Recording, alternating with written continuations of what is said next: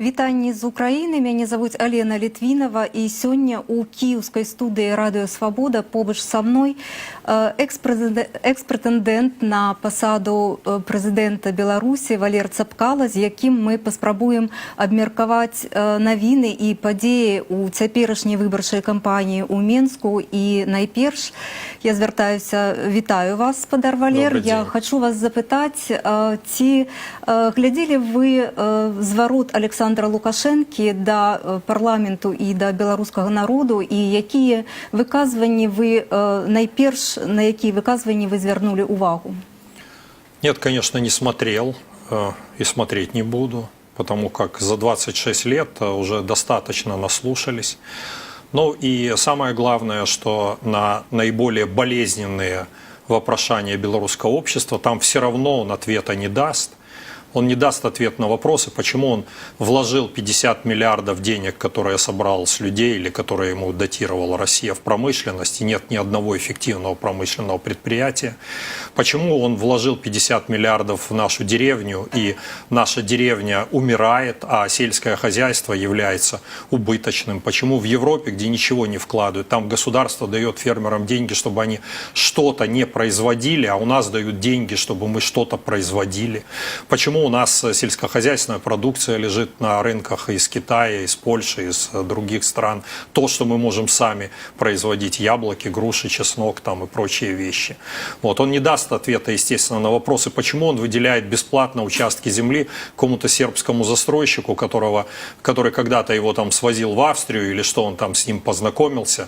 И этот сербский застройщик бесплатно получает те земли, за которые воевали белорусы, за которые проливали кровь, в которую вкладывали деньги наши отцы с тем, чтобы строить инфраструктуру. Рядом с библиотекой стоимостью 200 миллионов, аэропорт Минск-1 500 миллионов долларов. Почему он арабам дает охотничьи угодья, бесплатно им предоставляет стоимостью тоже 200 миллионов долларов? Я думаю, что он вряд ли дал ответы на эти вопросы, равно как и на многие другие, и которые мы хотели бы многие послушать. Але фактично, все то, что вы сказали, вы мелі дачынення да яго, вы ўваходзілі ва ўрадавыя структуры, вы з ім працавалі, вы яму тады казалі пра гэтыя небяспекі, пра якія вы зараз узгадалі? Ну, когда последний раз я с ним работал, это был 94 год, когда была кампания. Потом я работал дипломатом. В принципе, я и до этого работал дипломатом. Если вы знаете, я пришел в начале самом становления независимой внешней политики Беларуси.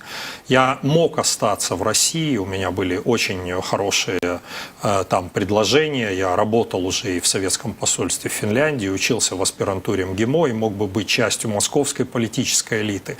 Но когда распался Советский Союз, то для меня, в общем-то, огромной моей потребностью было все-таки поехать на малую родину, тогда Беларусь была моей малой родиной, вот, и помогать становлению независимой внешней политики. Я был один из первых, кто пришел в Министерство иностранных дел.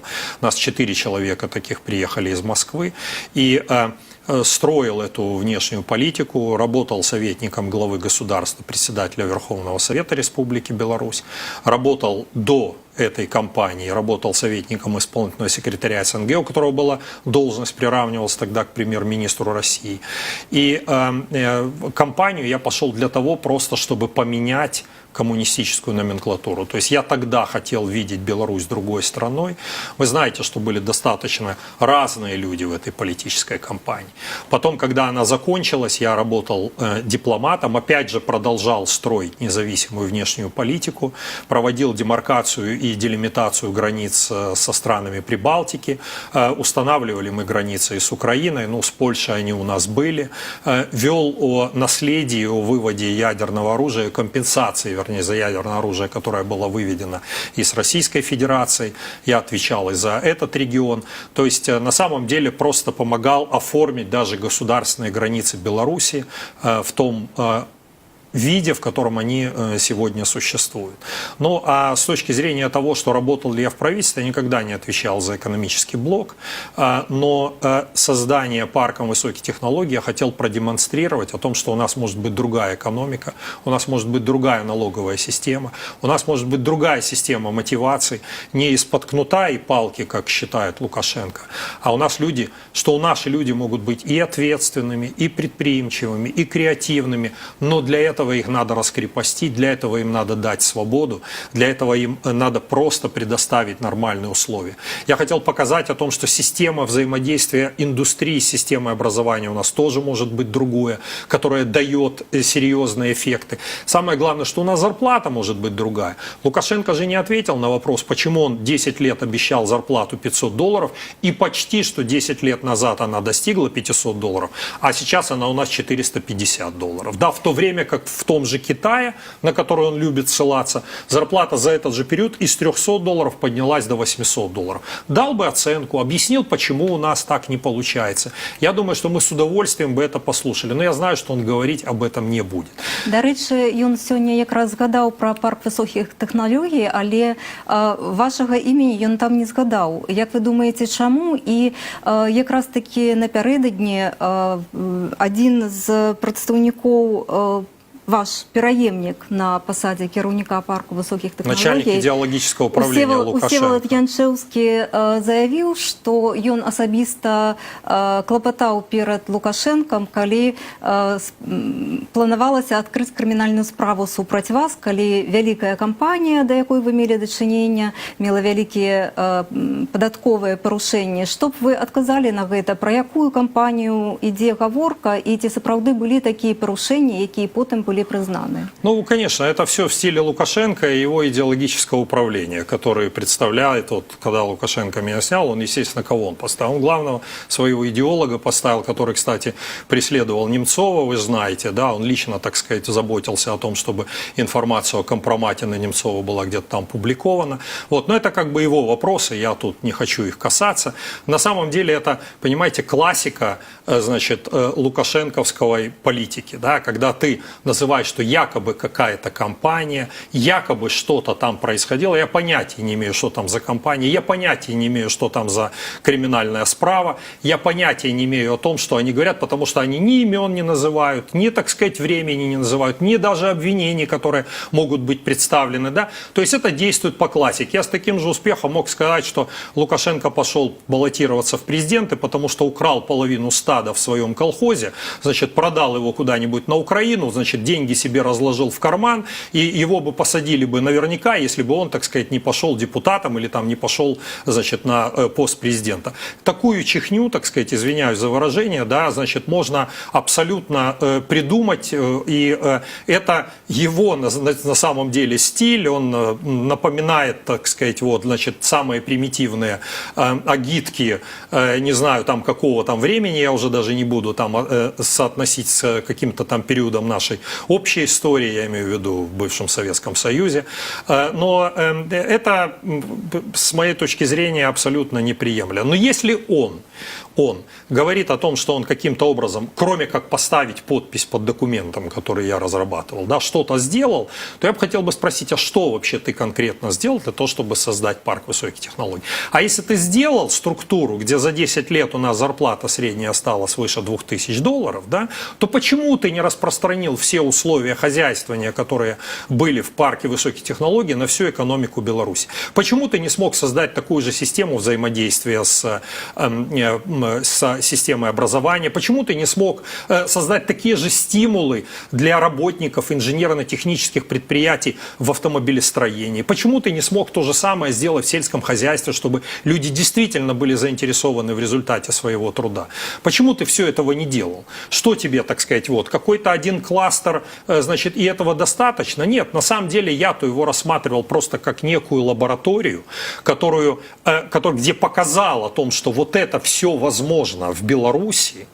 И сейчас, когда я шел на президентские выборы, я им сказал: ребята, давайте сделаем так, чтобы вот тот вот опыт, тот успех, который мы имели в парке высоких технологий, давайте мы его перенесем на всю экономику Беларуси. Давайте сделаем так, чтобы рабочие зарабатывали там по 1000, по $1500. Инженеры зарабатывали по 2-2500 долларов. Почему мы не можем так сделать? Мы можем. И я бы хотел бы задать вопрос, а почему он, собственно говоря, не отвечает на этот вопрос? Почему у нас $450 уже больше 10 лет?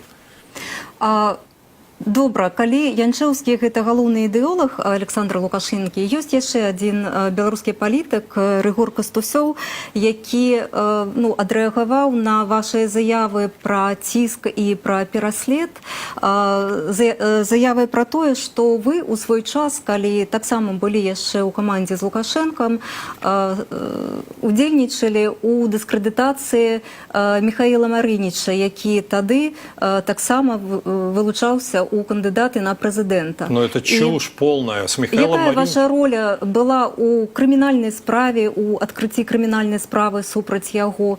Что вы можете отказать? И это уже не идеолог. Я вообще первый раз слышу. У меня с Мариничем были прекрасные отношения. Мы с ним вместе обсуждали о том, как вообще может быть модернизация Беларуси произведена.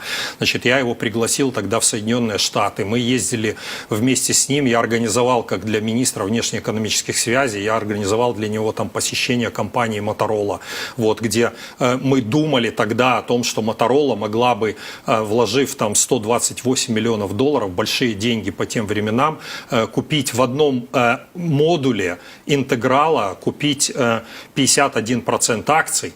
Потом это микроэлектронное производство Motorola, его приобрел Google, где начал там производить свои очки. То есть сейчас бы у нас интеграл, это было бы суперсовременное предприятие, единственное на постсоветском пространстве, единственное в Центральной и Восточной Европе, если бы Лукашенко не тормознул тогда этот проект. У нас был проект и с Джоном Диром, я тогда Михаила Маринича брал, значит, мы ездили на Джон Дир, мы тогда посещали это предприятие, смотрели, значит, как вообще мы могли бы взаимодействовать тогда с Минским тракторным заводом.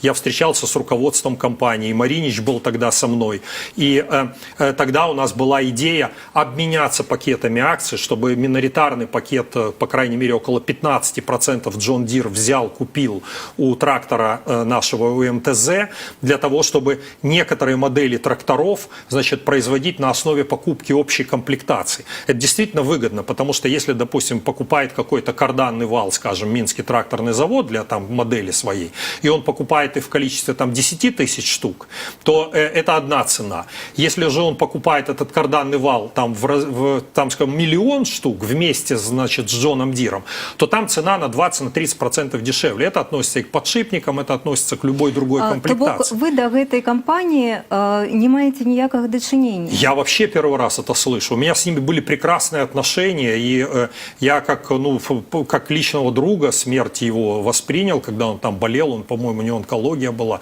Вот. И я, честно, первый раз слышу. Конечно, никакого отношения у меня не было. Я вообще ни в каких компаниях идеологических дискредитаций вообще никогда не принимал участие. Я не знаю, откуда Кастусев это знает и откуда он, так сказать, вот, черпает эту информацию. Я Кастусева не знаю. Значит, откуда он может знать, где, в чем я принимал участие. Поэтому у нас действительно тогда с ними были общие планы, общее видение. Это был еще 97-й, 98-й, 99-й год, когда у нас была тогда еще надежда на то, что мы можем провести успешную модернизацию нашей промышленности, вписать наши предприятия в мирохозяйственные связи и действительно получить эффективное предприятие. Колоссальные инвестиции, колоссальные новые знания. И самое главное, это интеграция в производственные и бытовые цепочки. Вы посмотрите, я вам просто один пример приведу для белорусского зрителя. Когда Шкода уступила сначала там, по-моему, 10 или 15% акций для Volkswagen. Шкода была предприятием, которое похуже было, пожалуй, чем Лада. Да? Но благодаря тому, что она привлекла новые технологии, что сейчас Шкода? Шкода сейчас это 38 тысяч человек. Когда Лукашенко говорит о том, что акционирование машиностроительных предприятий приведет к тому, что мы будут выгонять людей, ничего подобного. Шкода было 10 тысяч, стало 38 тысяч. Средняя зарплата у них, посмотрите, у них рабочие получают по $1500 заработную плату сегодня. У них выручка 14 миллиардов долларов, это почти треть белорусского ВВП. У одной только Шкоды. У нас близко во всех машиностроительных предприятиях, если еще к ним нефти и нефтехимию, так сказать, прибавить, у нас этого не будет. Это одна только Шкода. Сейчас российский КАМАЗ, когда он 15% акций Мерседесу продал, да, это стало гораздо лучше машина, чем наш МАЗ. То есть его система хозяйствования, она абсолютно устаревшая, неконкурентоспособная, да, и на эти вопросы он не готов со мной был бы дискутировать. Лукашенко бы испугался, он любит монолог, он рассказывает нам 26 лет там какие-то истории, какие-то сказки, без возможности вести дискуссию. Вы ведь посмотрите, да, все люди, кто вставал когда-то ему что-то говорил, они все ушли, их больше нет. Осталось только те, кто сидит и записывает. Ну, писать, слава богу, умеют, да? Почему? Потому что он произвел естественный отбор. Он произвел естественный отбор таким образом, чтобы отсутствовала обратная связь. Может быть, ему там комфортно было. Так мы вот хотя бы в эту предвыборную кампанию мы показали, что есть вообще еще народ Беларуси вообще-то, да? Вот, о котором ты забыл. Забыл, не знаю, когда там забыл, 5-10 лет назад, так сказать, увлекшись хорошей жизнью, хоккеем, там, девушками, фотомоделями, там, еще чем-то, так сказать, вот, да. Ты забыл просто о том, что есть народ, а народу чужды вымыслы твои. Але ви зараз не можете впливати уже і на виборчу кампанію, і на плани розвиття Білорусі. Ви з'їхали у Росію під погрозою арешту, тепер ви знаходитесь в Україні. Ви в Україну приїхали зі своїми дітьми, ті вони з яким засталися у Росії? Они остались у подруги моей супруги, в Подмосковье они находятся, и естественно, что я с этим турне, мне трудно где останавливаться для них, поэтому они пока находятся там. А ви і у Росії, і в Україні, з якою метою ви знаходитеся? Ви зустрічаєтеся з медіями вельми шмат? С диаспорой белорусской. Кстати, тоже интересный момент такой, что раньше, если еще там говорить лет 10 назад, то белорусская диаспора и в Украине, и в России, она все-таки была настроена пролукашенковски. Сейчас я увидел, что это уже абсолютно не так. И, наверное, это связано с тем, что очень много людей уезжает из Беларуси в Россию, в том числе по экономическим соображениям. Кто-то угроза преследования по экономическим каким-то статьям, они уезжают в Россию. Сейчас, на самом деле, когда я вел еще предвыборную агитацию, ко мне подходило огромное количество бизнесменов из Витебска, у всех у них зарегистрированы в Смоленске компании, вот, потому как они боятся вести хозяйственную деятельность в Беларуси. А многие просто из-за зарплат, из-за нищенских зарплат, которые у нас в Беларуси есть, они уезжают либо в Россию, либо есть люди в западных регионах. А з якими політиками у Росії ці в Україні ви зустрічалися? І що ви їм пропонували? Я не встречаюсь с политиками ни в России, ни на Украине. Я не хочу. Я имею в виду прежде всего с государственными, конечно, людьми, с тем, кто представляет государство. Вот, потому как у меня нет задачи ставить их в неудобное положение. Я понимаю, что я являюсь частным лицом, хотя и публичным, но все-таки частным лицом. Значит, и у них есть официальные отношения с пока еще действующим президентом Лукашенко. Вот, поэтому ставить их перед какой-то сложным выбором или перед дилеммой я, естественно, не могу. Поэтому я и не запрашивал никаких встреч, я не встречался ни с кем. Вот. Я, конечно, могу получать некую инсайдеровскую информацию. Я встречался с некоторыми депутатами Государственной Думы, но которые не относятся к «Единой России», то есть которые мне могут просто передать некие настроения, которые существуют в России. Это то же самое справедливое в отношении Украины. А ці правда, що кажуть, що вас, менавіта вас, підтримував російський бізнесовець Алішер Усманов? То, конечно, нет. Я с А Усмановым... вы с ним знакомы? Нет, я не знаком с Усмановым. Я там не буду говорить, с какими с бизнесменов я знаком, но нет, этого не было. И я на самом деле не опираюсь ни на какое финансирование из-за рубежа, То есть компания, которая у меня была, я ее делал за счет собственных средств и средств супруги. Мы для этого продали дом на то, чтобы вложить в компанию. Я вложил в компанию $100 000 в эту. Вот. И, собственно говоря, это был тот, так сказать, значит, финансовый ресурс, которым я располагал. Мне представлялось, что на этапе первом этого будет достаточно для того, чтобы раскрутить белорусскую общественность. Лукашенко, конечно, принял решение меня не зарегистрировать, тот же даже имея такие деньги, он высказывался по телевидению, он говорит, что такое $100 000, да, типа на неделю не хватит этих денег. Но он, конечно, меряет своими потребностями, он своими расходами меряет, да. На самом деле это большие деньги для меня, для нашей семьи, вот. Но и мы пошли на риск, чтобы это вложить и чтобы попытаться, по крайней мере, каким-то образом пробудить белорусское общество. И я считаю, что несмотря на то, что он, конечно, наглым образом нарушил Конституцию, что он там, значит, дал там вместо 5 месяцев 3, да, то есть сразу же он начал эту кампанию с нарушения Конституции. Вот. Но, тем не менее, мы смогли пробудить белорусское общество, мы смогли показать сущность его. Да? Для меня многое для самого оказалось откровением, я вам честно признаюсь, потому что есть такое понятие, как операция близости, то есть или если я погружен был в какую-то тематику, я был погружен в тематику парка высоких технологий, я 12 лет жизни отдал тому, чтобы с нуля это все построить. Так? Вот. У меня были какие-то свои вещи, я последние 3 года как бы физически находился на территории Беларуси, да, но там никакой хозяйственной деятельности не вел, и я не соприкасался со всем этим государственным аппаратом, бюрократическим аппаратом и прочее. Я консультировал правительство зарубежных стран, вел собственный проект Всемирной биографической энциклопедии, запустил. Вот. Но для меня просто как бы и для самого оказалось во многом откровением, да, насколько грязная он власть вообще-то, да, насколько она подлая, насколько она мелкая, насколько она вообще прибегает к таким инструментам, которые вообще недостойны не то что политика, не то что государственного деятеля, они просто обычного человека недостойны вот эти вот методы. Да? И поэтому для меня это, конечно, в какой-то определенной смысле послужило и стимулом, потому как я и для себя убедился в этом, да? То есть я смог для себя это открыть, но я думаю, что и для большинства белорусского общества это стало совершенно очевидно о том, каким образом Лукашенко фальсифицирует, о том, каким образом он нарушает Конституцию, о том, что он не собирается отдавать власть народу Беларуси, как бы народ Беларуси этого не хотел.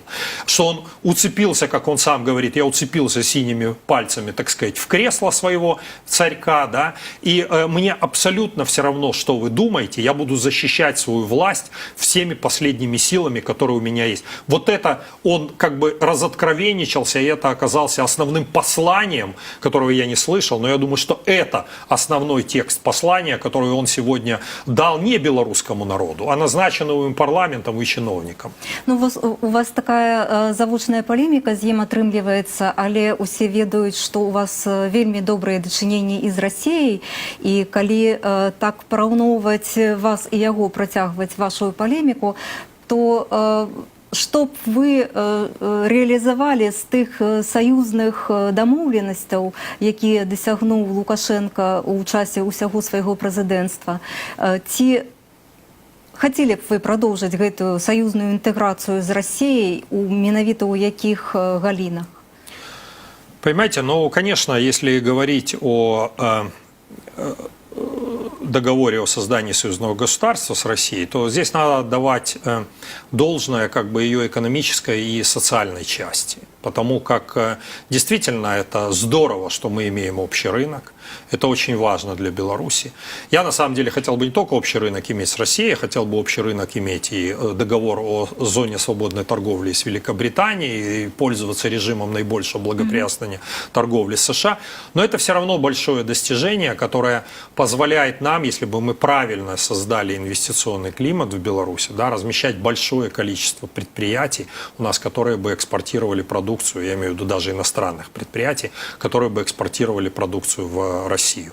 У нас прекрасный социальный блок, я считаю, то, что белорусы могут свободно трудоустраиваться в России, россияне могут в Беларуси, то, что мы можем получать медицинское как обслуживание, да, образование, значит, без всяких, так сказать, проблем на одинаковых, на равных условиях с россиянами и обратно. Вот. У нас есть блок, который, с моей точки зрения, просто не работает. Это создание единого суда, создание единой валюты, и он, в принципе, по-моему, он не может работать, потому как у нас все-таки экономики, они разные, да, то есть российская экономика, она основана на колоссальном запасе природных ресурсов, то, чем Беларусь обладать никогда не будет, и поэтому белорусская экономика и российская, она по-разному реагирует на внешние сигналы, сигналы международного рынка, мирового рынка. То есть, если вдруг в мировом рынке есть высокая потребность в энергоносителе, цены растут, то, естественно, это растет и российский рубль, вот, это понятно, да, потому как это хорошо для России, огромное поступление в бюджет дополнительно и прочее. Но это плохо для Беларуси, которая вынуждена покупать это все. И наоборот, если вдруг конъюнктура меняется и страны говорят о том, что нам не надо столько там энергоресурсов, да, нам не надо столько там сырья, там цветных черных металлов и прочего, да, то для белорусской экономики, которая потребляет его, да, это хорошо, наш рубль вверх, российский вниз. Я не понимаю, как на уровне макроэкономических параметров можно сбалансировать вот эту вот разнонаправленную реакцию на сигналы со стороны мирового рынка. Но с судом то же самое, я не понимаю, как это может работать. Вот сейчас взял Лукашенко Белгазпромбанк, захватил, россияне с ним не разговаривают. Ну, допустим, что решат отдать это в некий, так сказать, суд, который мы представляем, что есть, да, значит, межгосударственный. Но если там будут два русских судьи... Есть суд СНД? Ну, два русских судьи, допустим, есть, и один белорусский, да, примут в пользу России. Два белорусских будет, один россиянин. Ну, примут в пользу Беларуси, но могут принять в пользу России, но тогда белорусский судья должен сразу же бежать в Россию. Ну, то есть, понимаете, это не очень понятно, как это может, в принципе, работать, да, и поэтому мне бы казалось, что просто надо было бы сесть и провести ревизию этого договора и посмотреть, ребят, давайте посмотрим, что у нас работает, что у нас не работает, что у нас, так сказать, где мы можем двинуться дальше, где мы, в принципе, даже чисто... теоретически, вот как я описал, да, мы дальше двинуться не можем. Поэтому здесь, мне кажется, надо просто строить прагматически наши отношения с Россией, естественно, принимая во внимание и культурную общность, и, так сказать, активные очень межчеловеческие связи, большое количество людей, которые ездят туда и обратно. То есть мы должны все-таки исходить из реальной политики, исходить из реального веса России для Беларуси, я не говорю на международной арене, но и на международной арене тоже. То есть, но мы должны все-таки исходить из того, что ту систему экономики, которая у нас сегодня сложилась, она на больше, чем половину зависит от Российской Федерации. То, мяркуючи по вашему отказу, вы не бачите ніякої погрози з боку Росії, навіть коли під боком є такий яскравий приклад з Україною? Понимаете, я здесь в данном случае, опять же, просто прагматики. Я считаю, что если Россия вдруг примет решение завоевать Белоруссию, то вряд ли ее что-то остановит. Несколько дивизий двинет, и я не верю, что наша армия, она способна справиться в вооруженном плане, значит, с Российской Федерацией. Равно как я не верю, что она способна справиться с НАТО. Вот, и даже, так сказать, она не способна справиться с Украиной, которая последние годы получила какой-то определенный боевой опыт, но и которая в 4 раза больше и по населению, и по территории, чем Республика Беларусь. Поэтому наша позиция, моя позиция по тому, как надо выстраивать отношения с соседями, она исходит именно из того, что мы должны выстраивать миролюбивые отношения, у нас не должно быть конфликтов, мы не должны мыслить в парадигме или-или, да, мы должны, так сказать, мыслить в парадигме создания пояса добрососедства, то есть и. Вот это, мне кажется, так сказать, для Беларуси единственная возможность обеспечить суверенитет и национальную целостность. И, естественно, эффективное экономическая и социальная политика. То есть мы должны становиться богатым, люди у нас должны хорошо зарабатывать. Вот давайте сделаем, как в парке хотя бы, пусть по $2000 будет средняя у нас зарплата в Беларуси. Да? Давайте мы будем делать нормальную современную инфраструктуру, строить не то, что там сербы нам там строят, да, хуже, чем наши деды строили в 75 лет назад после Второй мировой войны. Да? Они сегодня строят хуже, здание разваливается, штукатурка облупливается, значит, людям втюхивают, так сказать, неизвестно какие квартиры, да, и при этом еще и не платят налоги. Их указом Лукашенко они освобождены от уплаты налога на прибыль, там еще от каких-то налогов. Мало того, что землю бесплатно получили, так еще от налогов он их освобождает. Вот. То есть это все является то, что нам на самом деле надо сделать для того, чтобы мы действительно ощутили нашу страну своей. Потому что сейчас эту страну своей ощущает только один человек. Я уверен, что даже те чиновники, которые сидят, они никоим образом не сопричастны к этой власти. Они никоим образом не чувствуют эту власть своей. Они понимают, что они временщики. Вот они вот все вот эти вот сидят, так сказать, которые там, значит, посланий, да, и они понимают, что они никаким образом не имеют ничего от этой власти, кроме там каких-то несчастных зарплат, да, и что у них нет долгосрочного интереса проигранного, то, что имеется, допустим, у собственных людей, которые, так сказать, входят в власть. У них ничего нет. И они абсолютно уверены в том, что 2-3 года пройдет, они пинок под зад получат, так сказать, как получил там 10 его предшественников, он отправил там 10 правительств в отставку, там 500 министров уже отправил в отставку, там, значит, да, вот, и прочее, да, то есть губернаторов там уже, наверное, не счесть отправил в отставку за это время. То есть любой человек, который приходит на работу во власть, они в этом могли еще сомневаться лет 15 назад или там 10 лет назад, да? Но сейчас они абсолютно четко знают, они абсолютно четко уверены, что он их рассматривает тоже как расходный материал. Всех этих чиновников, всех этих силовиков наших, вооруженные силы, все это для него просто материал, значит, да, на котором он строит свое личное благосостояние. И он цепляется за эту власть только потому, что она ему обеспечивает тот уровень жизни с многочисленными резиденциями, девушками, моделями, там, я не знаю, так сказать, частными самолетами, майбахами и так далее, да, ему действительно кайфово. И самое главное, понимаете, вот нету у человека даже стыда, когда доярка в каком-нибудь колхозе получает 200 рублей, $100 она получает, меньше $100 она получает окладу, и у нее нет стыда, что он у нее забирает половину из ее заработанного. То что вы можете порадить таким простым людям, что робить 9 жнивня? У нас говорим о том, что мы социальная страна, мы социальное государство, да, Лукашенко об этом вещает, так сказать, значит, постоянно. Никакое мы не социальное государство. Посмотрите у соседей. Там, где меньше, там у американцев, у немцев, там, где $1000 на человека меньше, ты ни капли, ни одного, ни копейки не платишь, так сказать, подоходного налога. У нас я заработал 76 рублей, значит, надо понимать, что мне начислили там, сколько это, 160 рублей, да, и что 160 рублей он половину забрал. Он половину забрал у пенсионеров, он половину забрал, так сказать, у доярок, он половину забрал у рабочих, он половину забрал у инженера для того, чтобы, так сказать, значит, построить себе какую-то очередную резиденцию за 40 миллионов долларов. Что вы пораете этим простым працоўным дояркам, что робить 9 жнивня, 9-10 9 августа.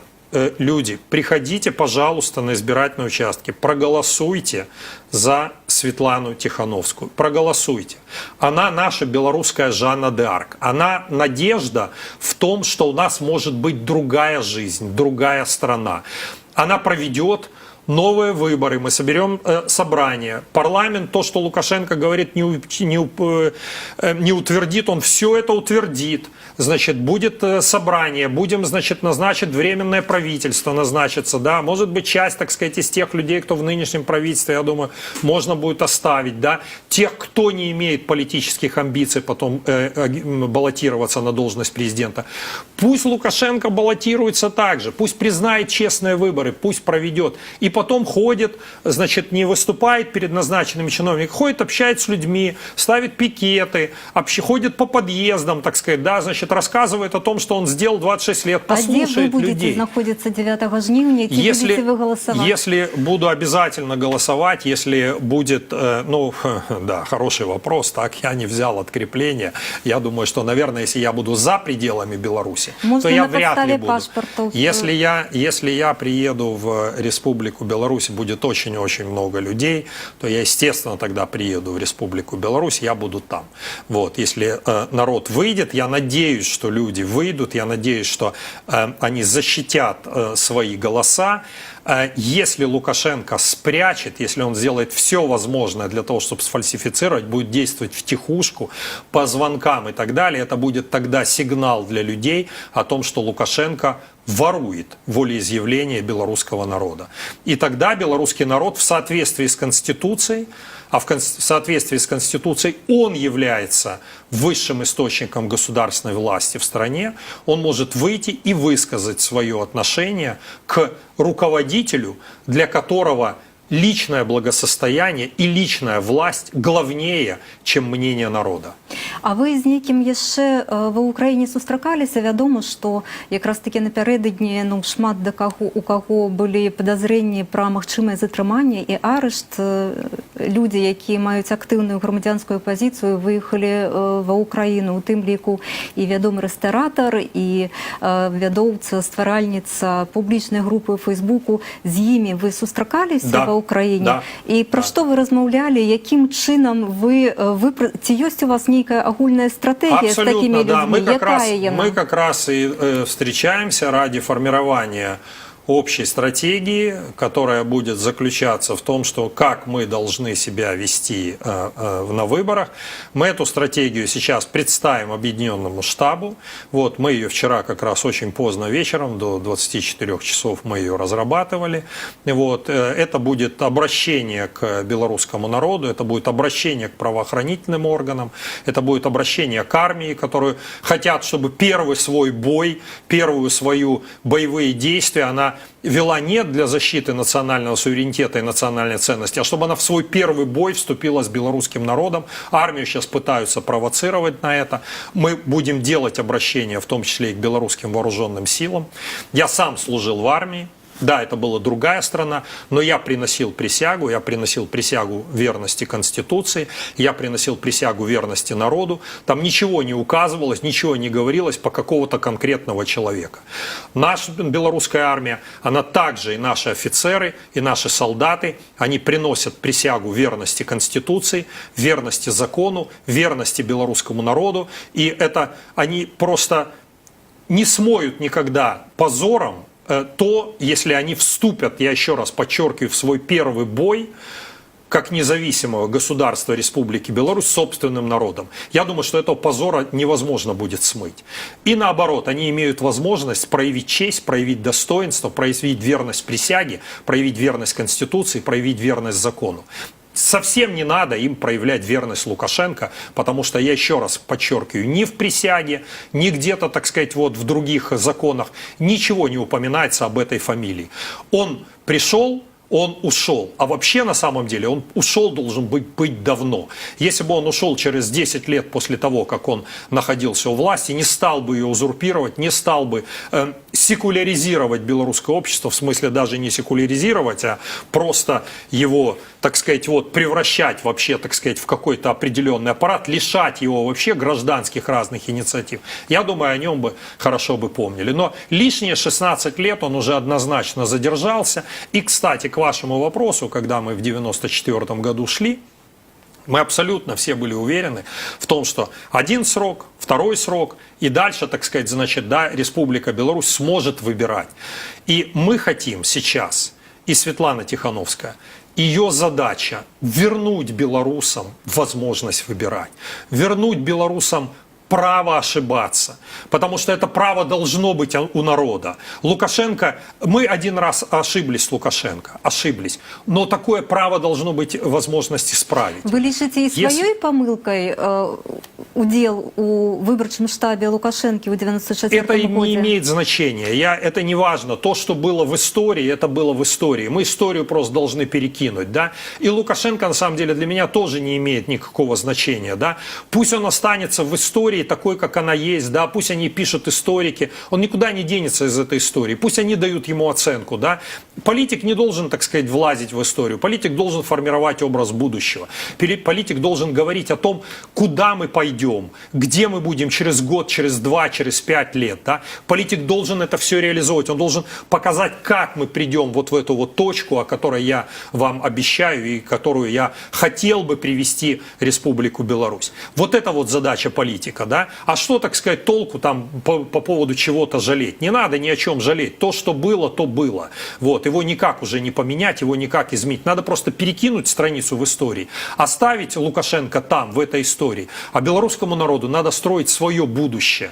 Будущее процветающее, будущее независимой нормальной страны, будущее, где белорусский паспорт, это будет паспорт, который будет с гордостью восприниматься во всем мире, как воспринимается какой-нибудь там шведский паспорт, да, или норвежский паспорт, где человек, показывая это паспорт, значит, да, в любой стране мира и говорят: вау, Беларусь, это круто, это богато, это престижно, это там, где живут нормальные, свободные люди, где они зарабатывают много, где они откровенные, где все хотят куда приехать, так сказать, для того, чтобы там получить работу. Вот какой я хотел бы видеть Беларусь, но это не Беларусь с Лукашенко.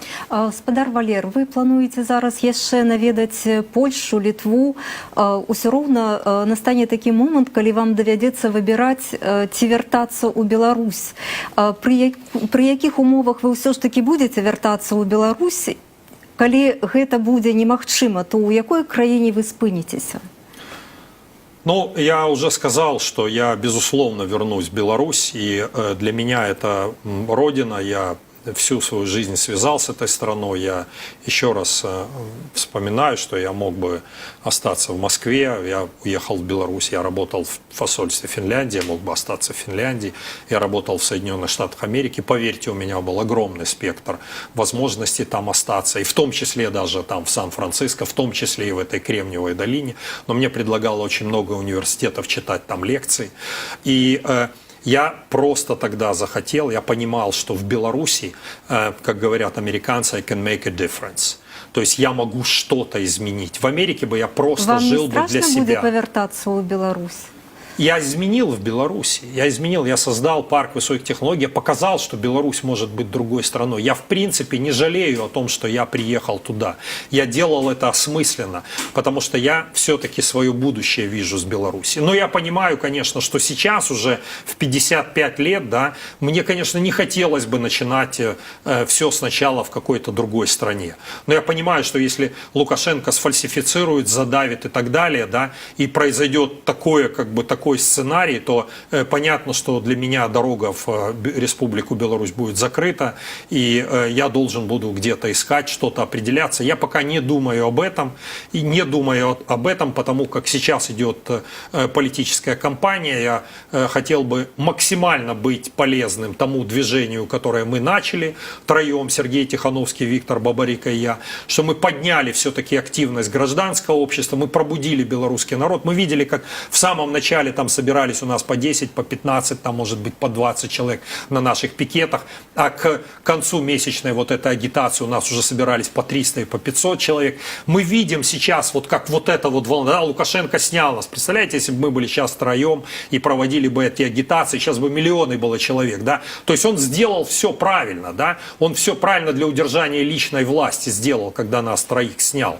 Потому что ему бы, он никак, ни при каких обстоятельствах не смог бы с нами конкурировать. И он это понимает, он слаб, труслив, так сказать, в этом плане, да, и он бы не смог бы с нами конкурировать. Он оставил, вот подумал, ну вот я сейчас, вот она вот так девушка, ну ладно, да, несчастная женщина, которая, значит, не может править страной, для которой Конституция написана не для него, да, он ее оставил, да, но здесь мы опять же объединились, и мы продолжает вот эта вот инерция, продолжает наращиваться активность людей, активность гражданского общества, да, его трясет, он пугается, он боится, он ездит, опять же, не встречается с людьми. Собери митинг, приедь с людьми, пообщайся, не общайся с назначенными чиновниками, так сказать, пообщайся с людьми, выйди смело, скажи, нет, он не выйдет никогда, он никогда смело не скажет, потому как людей, которые приходят к нему, их проверяют через рамки, они подготовлены, они прошли уже 10 сит, так сказать, вот, да, для того, чтобы сидели, только хлопали в ладоши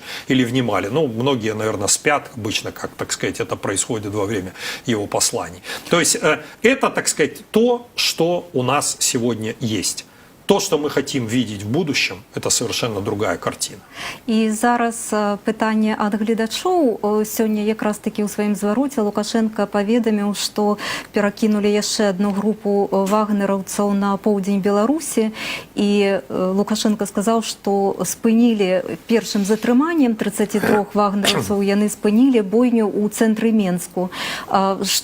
Як ви це можете прокоментувати? Це складник затримання вагнерівців, які справді мали воєнний досвід на території України, складник стратегії чиєї? Лукашенко, Росії чи ніякого третього боку? Очень много вопросов накопилось у белорусского общества к Лукашенко. Очень много вопросов. Прежде всего, конечно, по уровню жизни. Прежде всего вопрос, почему у нас зарплаты меньше, чем пенсии в той же Литве или в той же Польше. Элементарные вопросы, на которые хотелось бы ответить. Я уже не говорю про Чехию, с которой 25 лет назад у нас был одинаковый ВВП при одинаковом количестве населения. Сейчас там в 4 раза больше зарплаты, там сейчас в 4 раза больше ВВП. Там одна Шкода, как я говорю, сейчас делает все, что это составляет 1/3 всего белорусского ВВП. На эти вопросы бы он ответил. А это старый прием, который Лукашенко применяет каждые выборы. Каждые выборы, вы посмотрите, то украинцы инфильтруются, значит, хотят ему Майдан принести, то поляки там что-то придумали, то Госдеп, то там Россельхознадзор, то еще кто у него кто-то там в 2006 году, там Степан Сахаренко тогда был этот глава КГБ, он говорит о том, что мы тут раскрыли заговор, хотели Лукашенко застрелить, вот, но почему-то никого не нашли, они раскрыли заговор, они показывают оружие, и показывают боеприпасы, но так никого и никогда и не осудили, значит, ни этих украинцев, ни, значит, тех, кто когда-то его якобы на него покушался, не этих русских, так сказать, которых отпустят там через месяц, если он станет президентом, опять, так сказать, вот произойдет чудо, и он, так сказать, сфальсифицирует выборы. Вот. Но опять же, это долго все равно не продлится. То есть эта власть уже все, она уже закончилась. Самое главное, понимаете, самое главное, не хочу даже про вагнеровцев говорить, не хочу, потому что это отвлечение внимания на негодный объект. Ну, гэта ваш таксама адказ. Дякую вам за размову. Жадаю вам поспехаў і перадаем эстафету ў Менск. Глядзіце стрымы Радыё Свабода. Усяго найлепшага. Нагадаю, што ў студыі працавала Алена Літвінова.